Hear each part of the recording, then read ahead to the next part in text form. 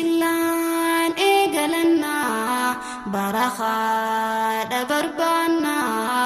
nu tolchime qophiitana nu tolchime qophiitana alayhi salaatu wassalaam muhammad nabiyina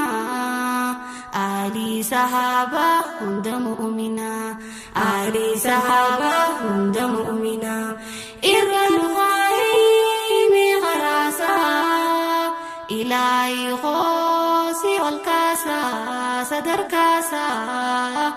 midayif gargarsa ilahi khosi wal kasa sadar kasa midayif gargarsa alhamdulillah rabbiin farsa bara bara nunanneisa barnu qanne fayyaisa barnu qanne fayyaisa ayyo abbo ya hawasa nulafise barumsa ittigenye firisa ittigenye firisa arraguyane bisa salamun alaykum galatoma wal jabisa ya rabbi khosi al kasa sadar kasa metahib gargarsa ya rabbi khosi al kasa sadar kasa metahib gargarsa hawasa kho ya hawasa wallalumman abarsa odeeffannoon barbaachisa cunqurfamaa khaleessa seenaa baraa wal barsiisa diinni rafuuf ni riphisa hin rafinaa wal dammeessa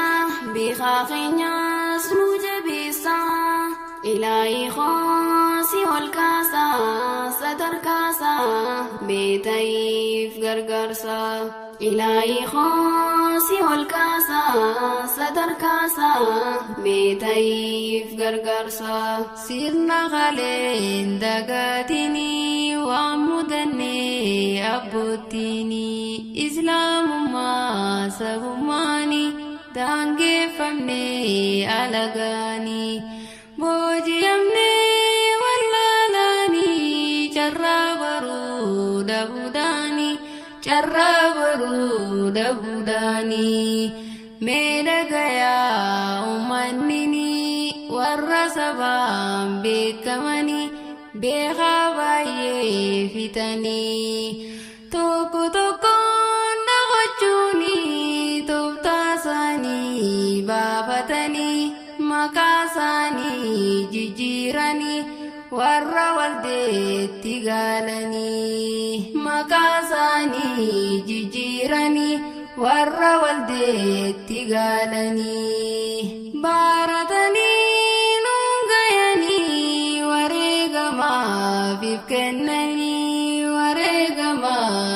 kennanii ahwayii nuun fayyinee barmadaanii ijji teenyaa simimmaanii nuun fayyinee barmadaanii